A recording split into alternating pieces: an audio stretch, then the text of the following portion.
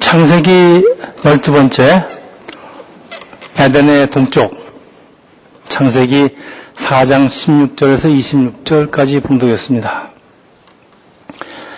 에덴의 동쪽. 미국의 소설가 존 스타인백은 에덴의 동쪽, 이스트 오브 이든이라는 소설로 노벨 문학상을 수상했는데 창세기 4장에 나오는 가인과 아벨 이야기를 20세기 초에 그 캘리포니아의 한 형제 이야기를 통해서 다시 소개한 소설입니다. 그리고 이 소설을 영화로 만든 것이 그 유명한 제임스 딘이 주연한 에덴의 동쪽. 그리고 2008년에요. 우리나라에서도 똑같은 드라마가 제작되었습니다. 에덴의 동쪽.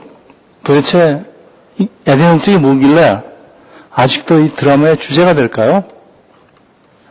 에덴의 동쪽은 하나님 없이 살아가는 사람들이 사는 것을 의미하는데 하나님을 떠나서 죄를 반복하면서 세상 속에서 방황하는 현대의 모습을 잘 묘사하고 있기 때문입니다. 자, 오늘 창세기 4장과 5장은 두 부류의 사람을 소개하는데 가인의 후예와 또 셋으로 이어지는 아담의 후예입니다.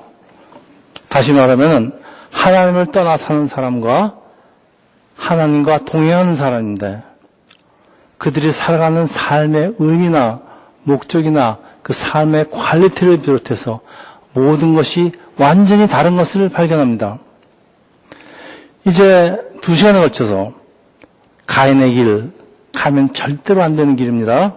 또 셋의 길, 하나님의 백성이라면 마땅히 가야 되는 길이 어떤 것인지를 살펴보는데 오늘은 창세기 4장 가인의 길입니다. 하나님이 구원받을 사람과 구원받지 못하는 사람을 미리 예정하셨기 때문에 가인같이 구원받지 못하는 사람은 그냥 아무리 잘해도 그런 삶을 살게 된다는 이런 예정론이 이제 극단의 장로교에서 주장하는 것이지만은 오늘 본문은 그렇지 않다고 얘기합니다. 하나님의 말씀을 따르든지 따르지 않든지는 사람의 목이라는 걸 오늘 본문은 분명히 말씀하고 있습니다. 자, 그래서 오늘 본문은 가인이 동생 아벨을 죽이는 그 최초의 살인을 기록하는데 창세기 4장 11절에서 12절입니다. 이제 너는 입을 벌려 내 동생의 피를 땅으로부터 저주를 받을 것이다. 내가 땅을 읽어도 다시는 땅이 내게 그 결실을 내주지 않을 것이며 너는 땅으로 도망해 떠도는 사람이 될 것이다. 여러분, 하나님이 가인은 농사꾼입니다. 농사꾼에게 내린 벌이 한 곳에 정착하지 말고 방랑하라는 것. 여러분, 사실 이게 하나님이 가인에게만 주시는 말씀이 아닙니다. 우리 모든 사람한테 해당되는 말인데 성경은 크리스찬의 삶을 순례자, 광야의 삶으로 비유합니다. 그래서 우리는 이 세상에서 정착하지 말고 이 세상에 집착하지 말고 하늘나라를 바라보면서 그렇게 살라는 하나님의 말씀입니다. 사실은. 그래서 이제 13점 14절입니다. 가인이 여호와께 말했습니다. 보십시오. 제 벌이 너무 무거워 견디기 어렵습니다. 저를 만나는 사람들은 모두 저를 죽이려 들 것입니다. 가인에게는 죄의식이 있고 두려움이 있는데 살인에 대한 죄값이 죽음이라 그래요. 하나님을 떠난 사람에게는 티픽한 증상이 모든 것이 자기를 해치려고 한다는 그런 두려움이나 공포감이 있습니다. 그런데 참 이상하게도 하나님은 가인에게 어떤 표를 주시고 가인의 형집행을 유보하시는데 자 15절입니다. 그래서 여호와께서 가인에게 한 표를 주시어 누구를 만나든지 그가 가인을 죽이지 못하게 하셨습니다. 여러분, 하나님이 가인에게 표를 주시고 그 목숨을 보장하신다는 이유는 뭔가 하면요. 하나님이 구원받지 못한 사람은 미리 정해놓고 그 사람은 아무리 애를 써도 구원받지 못한다는 얘기가 아니라는 걸 얘기해 주고 있어요. 하나님이 가인에게 너 집행유예를 해줄 테니까 네가 죄를 회개하고 하나님께로 돌아오면은 내가 너를 용서해 주겠다. 네, 이런 뜻입니다. 그러니까 하나님은 우리를 아무리 살인자라도 용서해 주시기를 원하는데 이걸 받아들이고 안 받아들이는 거는 이거는 사람의 목이라 그런 얘기예요. 그래서 극단적인 장로교를 주장하는 것은 저는 동의할 수가 없습니다. 자, 여호와께 가인에게 한 표를 주어서 누구를 만나든 그가 가인을 죽이지 못하게 하셨습니다. 자, 여러분 아주 원초적인 질문이 떠오르지 않으세요? 이런 성경 구절 읽으면 질문이 안 떠올라요? 주일학교 그 애들이 흔히 하는 질문이에요. 주일학교 선생한테. 선생님, 그때 지구에는 아담과 하와 그리고 가인밖에 없었는데 누가 가인을 죽입니까? 여러분이 주일학교 선생이라면 뭐라고 대답할지 준비가 되어 있습니까? 우리 하영 씨가 시카고로 가기 전에, 여기를 떠나기 전에 한번 대답해 주세요. 어린아이입니다. 선생님, 누가 가인을 죽인다는 거 세 사람밖에 없는데. 이럴 때 주일학교 선생님들이 하는 대답이 있습니다. 마, 집에 가서 네 아버지한테 물어봐. 니네 아버지 장로지? 그래서 집에 가서 물어봤어요. 아빠 이게 무슨 말, 누가 죽여요? 했더니 야, 그걸 나한테 물어보면 어떡하냐. 니네 목사한테 물어봐야지. 우리 목사님은 너무 바빠서 나 같은 사람 만나주지도 않아요. 자, 그러면 성사학자들은 뭐라고 대답할까요? 우리 히브리 원어를 공부한 성사학자들, 나를 만나는 사람들, 여기 사람들이요, 원어로는 everyone이 아니고 everything이에요. 가인을 공격하는 거는 사람도 될 수 있고 동물도 될 수 있고, 또 어떤 고인류학자는 그때 네안달타인이 호모사피엔하고 같이 살고 있었으니까 네안달타인이 될 수 있다. 뭐 아주 궁색한 지금 변명을 하는데, 여러분 한번 보세요. 세상에 동물에게 무슨 지능이 있다고 가인에게 있는 하나님의 표를 알아보고 공격하지 않을까요? 이건 억지 주장입니다. 자, 이 사람들이 왜 이런 억지 주장을 할까요? 지구의 나이가 아주 젊다는 가설을 믿기 때문인데, 여러분 성경에 등장하는 이 사람들의 주장입니다. 성경에 등장하는 사람들의 나이를 다 합치니까 지구의 나이는 6,000년이다 라고 주장하는데, 여러분 무엇이 틀렸을 것 같아요? 창세기 5장에 보면요, 아담은 셋을 낳은 후에도 800년을 살면서 많은 자녀들을 낳았다고 하는데, 여러분 아담 부부가 900몇십 년을 살면서 얼마나 많은 애들을 낳았을 것 같아요? 아담 부부에게는 가인과 아벨 외에도 수많은 후손들이 태어나고, 많은 성서학자들이 이때 지구상에는 3명만 있는 게 아니고 적지 않은 인구가 살고 있었을 거라는 주장이 설득력이 훨씬 있습니다. 근데 단지 가인과 아벨을 뽑은 이유는 그 사람이 중요한 사람이기 때문에 그 사람만 지금 뽑아서 지금 비교하는 겁니다. 여러분, 성경에는 지구상에 존재했던 모든 사람을 다 기록합니까? 중요한 사람만 소개합니다. 이 중간에 빠진 사람들 굉장히 많습니다. 그러니까 성경에 나열된 사람들의 나이를 다 더한 것이 지구의 나이라는 주장은 이건 설득력이 전혀 없습니다. 여러분, 이런 식으로 성경을 해석해 가면요, 또 한 군데 막히는 데가 있어요. 선생님, 가인이 아벨을 죽인 후에는 가인 혼자 남았는데 가인이 누구하고 결혼했어요? 이제 이런 질문에 대답할 준비가 돼 있어야 돼요. 그러니까 애들 보고 괜히 야단치지 말고요. 설명을 해줘야 될 거 아니에요. 합리적으로. 자, 하나님이 가인에게 주신 표는 무엇일까요? 표, 원어로는 OT입니다. OT예요. 요거는 마크나 사인이나 심벌이에요.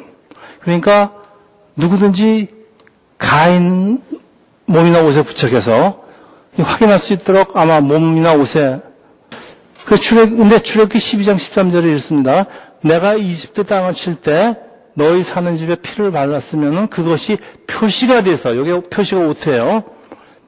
똑같은 단어입니다. 그 피를 볼 때 너희를 그냥 지나칠 것이다.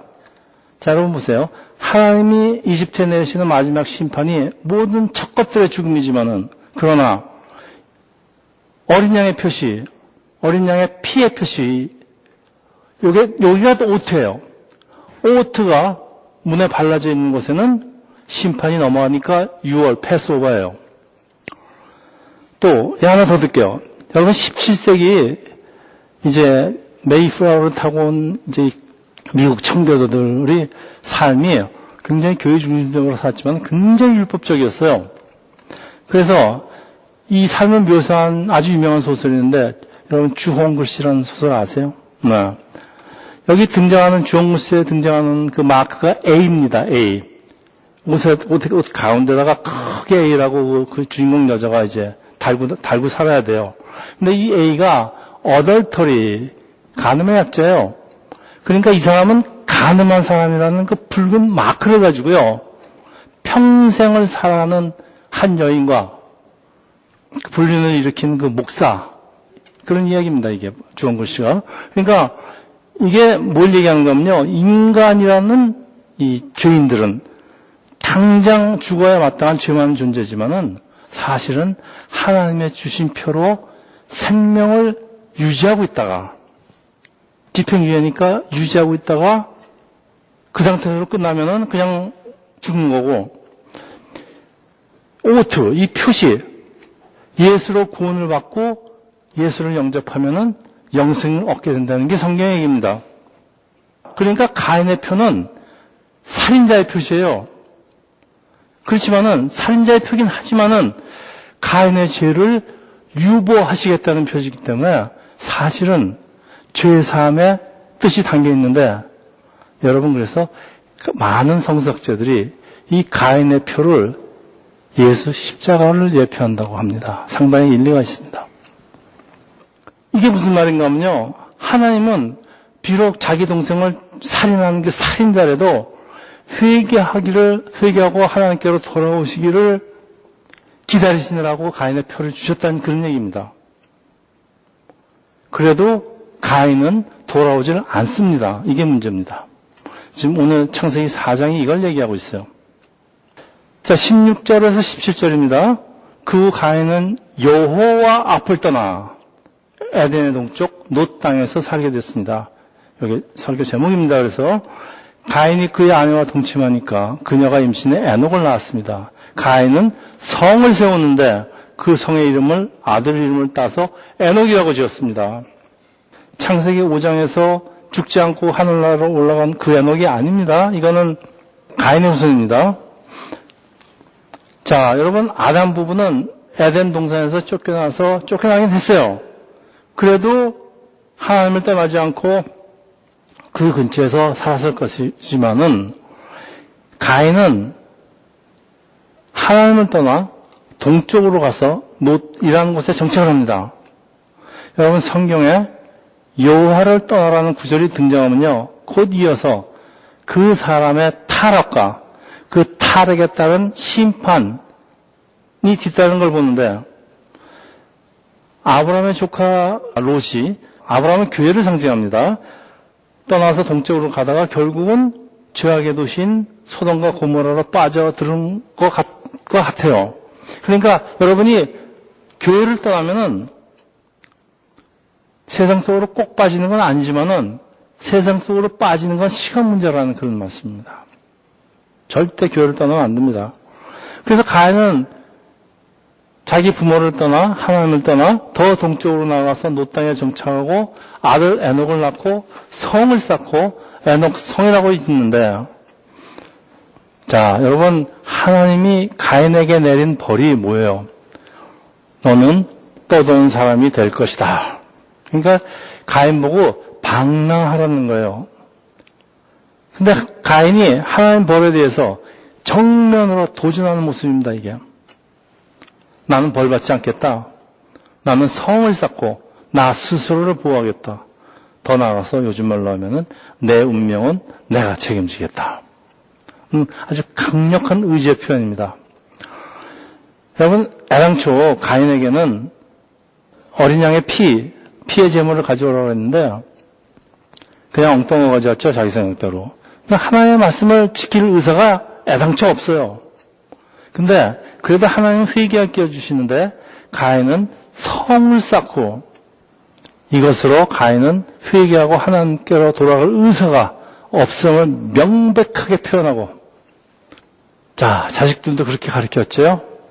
가인의 후예는 멸망의 길을 걷게 된다는 게 이제 창세기 6장 이하에 계속되는 그 하나님의 영이 떠나니까 사람이 육신이 된다든가, 뭐 노아 홍수가 일어난다든가, 바벨탑 얘기, 다 그 얘기입니다, 지금.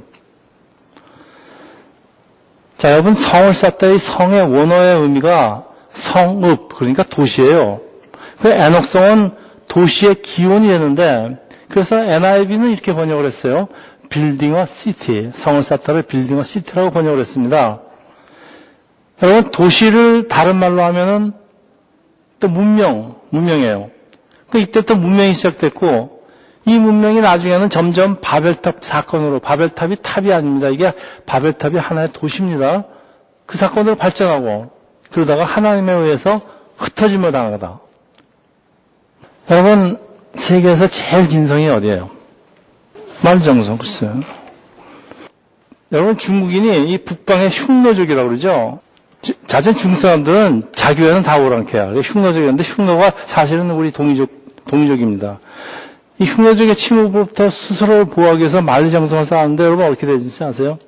적군이 성벽을 타고 넘어 들어온 게 아니에요. 그 안에서 반란이 일어나서 성문을 열어줍니다. 그래서 만리장성이 뚫립니다. 이거 참 웃긴 얘기예요. 자, 그래서 시편 127편 1절이 이렇습니다. 여호와께서 성을 지키지 않으시면은 파수꾼이 지키고 서 있는 것도 헛일이다. 아주 유명한 말입니다. 자, 여러분, 에덴 동산은, 그 에덴이라는 그 뜻이 하나님의 보호가 있는 장소예요. 그러니까 울타리가 쳐 있다 그런 뜻입니다. 근데 에덴과 하나님을 떠난 사람에게 있는 특징이 뭘까요? 네, 울타리 쌓는 겁니다.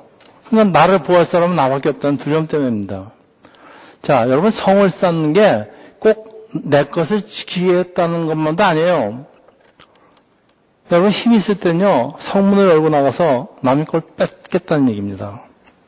그러니까 아주 의도가 좋지 않습니다. 결과가 좋을 수가 없어요. 여러분, 자신을 성 안에 가둬두는 것은 어떻게 보면요, 내가 감옥에 갇혀서 죄수처럼 살다가 죽겠다는 거예요. 하나님을 떠나 사는 사람들은 이 땅에서 많은 것을 소유하고 높은 명성을 누린다고 할지라도 그 삶이 근거 없이 떠도는 또 허무의 삶인데, 이게 여러분 에덴의 동쪽 놋이라는 뜻의 의미가 그렇습니다. 유랑하다, 방황하다. 그래서 아주 유명한 말이 있습니다. 여러분은 이건 모르실 거예요. 성을 쌓는 자는 망하고 길을 뚫는 자는 흥한다. 로마가 왜 이렇게 오래 갔는가 하면 길을 뚫어서 그래요. 로마의 길은 전 세계로 통한다. 여러분, 중국이 북방의 흉노족이라고 깔보던 나라가 있는데, 그게 돌고리라는 나라입니다. 돌고를 아주 당시 최고의 국가로 부흥시킨 그 한 장군 비문에 새겨진 글귀에 얘기해요. 비전을 크게 세우고요, 항상 높은 것 바라보면서 모든 가능성을 열어놓으세요. 그리고 나를 어떤 틀이나 성에 가두려고 하지 마세요. 항상 성 밖으로 나와서 그 높은 비전을 통해서 돌진할 때 하나님이 항상 함께 하십니다. 여러분 잊지 마세요. 여러분 17절에 그 우리말 성경 번역보다 개역개정의 번역이 정확한 게 더 많습니다. 근데 이 가인이 성을 쌓는 이유를 조금 힌트해줘요. 개역개정이 이렇게 됐습니다. 가인이 아내와 동침함에 그가 임신을 하여 에녹을 낳은지라 가인이 성을 쌓고, 네, 여기 정확한 번역입니다. 가인이 에녹을 낳으니까 성을 쌓게 됐다, 그런 뜻이 있어요. 이게 무슨 뜻일까요, 여러분? 자식을 낳아보니까 내가 아버지로서 자식을 향한 인간적인 보호 본능이 발동했다는 뜻 아닐까요? 아들 이름으로 성을 쌓는다는 것은 내게 있는 거 물려줘서 내 자식의 앞날을 시큐하겠다, 그런 어떤 욕심에서 비롯합니다. 참 세상 돌아가는 게 이렇게 똑같은지 모르겠어요. 지금 우리나라에서 자식에게 회사를 물려주는 과정에서 벌어진 그 청와대와 그 어떤 대기업이 저지른 그 수많은 불법 보면서 결국 무엇이 자식을 위하는 길인지 다시 한번 여러분 생각하게 돼요. 그 시편 127편 3편에 이렇게 나와 있습니다. 자식들은 여호와의 유산이요, 모태의 열매는 그분께 받는 상이다. 이게 무슨 말이에요? 내가 낳은 자식이 되지만 내 것이 아니야. 자식은 하나님이 주신 선물, 기업, 하나님이 나에게 잠시 맡기신 것입니다. 대부분의 부모들이 자식이 자기 건 줄 알고서는 착각을 합니다. 자기 마음대로 자식의 인생을 결정하려고 합니다.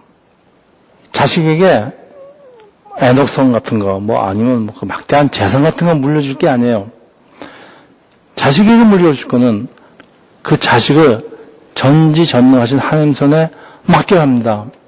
이게 부모의 역할입니다. 이렇지를 못하니까 이 가인의 후예는 하나님을 떠난 사람들 이야기는 계속되는 타락으로 이어집니다. 이게 창세기 4장의 내용입니다. 18절, 19절. 에녹에게서 이랏이 태어났고 이랏은 무후야멜을 낳았고 무후야엘은 무드사엘을 낳았고 무드사엘은 라멕을 낳았습니다. 이 라멕이 상당히 중요한 사람입니다. 라멕은 아내가 둘이었는데 하나는 이름이 아다고 다른 하나는 실라였습니다. 여러분 무엇 보세요. 라멕은 아담으로부터 6대 손밖에 되지 않았는데 벌써 태초에 하나님 만드신 가정이 뭐죠? 일부일처제도 질서를 무너뜨립니다. 하나님을 떠난 사람들이 하는 짓이 이래요. 자, 라멕의 아나 이름이 아다. 이 아다의 원어의 뜻이 장식하다예요. 그러니까 라멕이 아내를 선택하는 기준이 이 내면의 아름다움이 아니고 장식, 겉으로 보이는 아름다운, 세상의 아름다움, 꾸미는 거, 이거 보고 이제 혹해서 여자를 택했다 이런 얘기입니다. 그래서 이 계속되는 창세기 6장 2절에 보면요, 이런 말이 있어요. 하나님의 아들들이 사람의 딸들의 아름다움을 보고 자기들이 좋아하는 모든 여자를 아내로 삼는지라. 여러분, 성경에서 최대로 난해한 구절입니다. 하나님의 아들은 누구고 요거를 조금 지금 힌트해주고 있어요. 자, 계속되는 20절에서 22절입니다. 아다는 야발을 낳았는데 그는 장막에 살며 가축 기른 사람들의 조상이 됐습니다. 그의 동생 이름은 유발인데 그는 하프와 피를 연주하는 사람들의 조상이 됐습니다. 실라도 아들을 낳았는데 그 이름은 이 사람이 중요합니다. 두발가인. 청동과 철로 각종 도구를 만드는 사람이었습니다. 자, 야발은 목축업의 조상, 유발은 악기 다루는 음악인이나 예능인의 조상이 되고, 자, 예능이라는 게요, 여러분 한국 TV 보면요, 요즘 예능밖에 없어요. 애들한테 너 커서 뭐 되고 싶냐고 물어보면요, 너 뭐 되려고 그래? 예능인 되려고 그래요. 요즘 변호사하고 국회의원이고 뭐가 없어요. 전부 다 예능이네요. 그러니까 일단 왜 이런지 아십니까? 먹고 살고 배부른데 할 일이 없어서 그래요. 우리나라에 옛날에 몇십 년 전에 어디 예능이 있었어요. 먹고 살기 바쁜데. 예능이라는 건 이 모든 것이 풍족할 때 일어나는 문화가 예능 문화입니다. 우리나라도 지금 대충 갈 때까지 갔어요. 자, 이제 가인의 후예는 하나님을 완전히 떠나서 사람 손으로 문명을 이루고 예능이나 하면서 참 많은 부를 축적했다 그런 뜻이에요. 자, 라멕의 둘째 아나한테도 아들이 태어나는데 그 이름이 두발가인. 여러분, 투발가인이요, 원어의 뜻이 날카로운 철로 날카로운 무기를 만드는 자, 그게 투발가인의 뜻이에요. 여러분 이게 무슨 말 같아요? 대장장이? 자, 이때는 이미 석기 시대가 끝나고 청동 시대로 들어온 것 같아요. 본격적으로 무기를 만들고, 무기를 왜 만들어요? 전쟁하려고 만들지. 전쟁과 싸움이 일상적으로 벌어지고 있다는 뜻 아닙니까? 자, 이게 사람을 죽이면서 남의 것을 뺏기는 이 문화, 이게 가인의 문화입니다. 그걸 바탕으로 하는 인류의 역사가 지금 본격적으로 창세기 4장에서 시작되고 있어요. 하나님을 떠난 사람들, 세상 사람들, 이게 가인의 후예라고 보통 얘기합니다. 가인의 후예들이 세상을 사는 모습이기도 해요. 이 모습을 소설화한 게 에덴의 동쪽입니다. 자, 여기 아주 섬뜩한 구절이 등장해요. 23절입니다. 라멕이 자기 아내들에게 말했습니다. 아다여 실라여, 내 말을 들어라. 라멕의 아내들이여, 내 말에 귀를 기울이라. 내게 상처를 입힌 남자를 내가 죽였다. 나를 상하게 한 철민을 내가 죽였다. 여러분, 이게 창세기 23장 24절이 창세기에 등장하는 최초의 시대입니다. 그 전까지 시의 표현이 없었는데, 이게 라멕이 아주 의기양양해서 자기 아내들한테 자랑하는 그 노래예요. 시예요. 내용이 아주 섬뜩하잖아요. 이게 무슨 얘기냐면요. 젊은 사람들, 뭐 소년들, 다른 사람의 실수로 라멕이 자기 상처를 입었는데 내가 너무 화가 나는데 분노 조절이 안 되는 거야. 그래서 소년이고 청년이고 그냥 다 죽여버렸다. 그런 걸 자기가 아내들한테 자랑하는 거야. 내가 이런 사람이다. 지금도요, 세상 속에 사는 그 가인의 문화 속에서 가끔 일어나는 일이에요. 참 이런 사람들 소개하면 트럼프를 뺄 수가 없어요. 이 트럼프가 그때 60세도 넘었어요. 여러분 그 동영상 다 봤죠?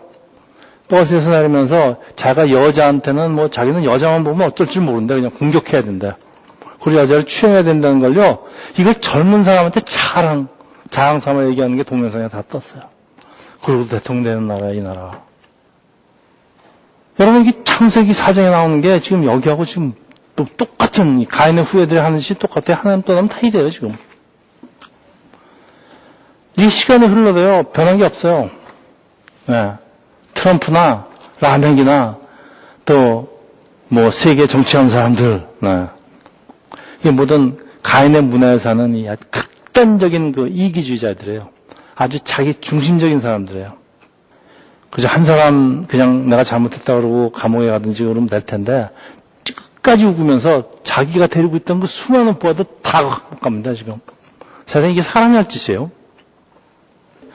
저는 요즘 뉴스를 보면서 어쩌면 창세기란이라고 이렇게 똑같을 수가 있는가 정말. 24절에요.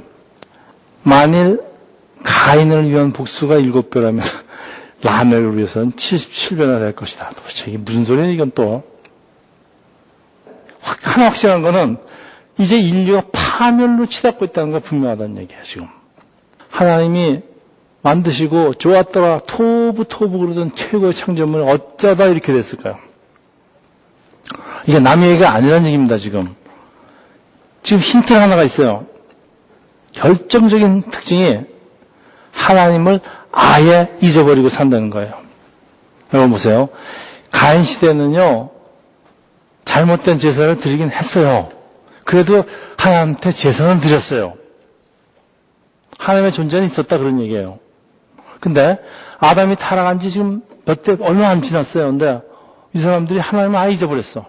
도대체 얼마나 빨리 하나님을 잊어버리는지, 또 그리고 하나님을 떠나 사는 사람들이 얼마나 빨리 타락하는지 우리한테 잘 보여주고 있어요. 자, 이제 여러분 하나님을 완전히 잃어버린 시대가 되는데 죄가 너무 많이 나니까 하나님을 오죽하면은 사람이 육체가 되리라 이런 말씀까지 왔어요. 이거 사람이 육체가 되리라를 제가 다시 한번 번역했더니요. 니들 고깃덩어리다 저런 얘기예요 지금. 그래서 제가 이 다음 설교 제목이 고깃덩어리라고 지으려고 그래요. 육체가 된 인간들. 그건 너무 고상해. 고깃덩어리들. 여러분 하나님을 모르고 사는 사람들은요.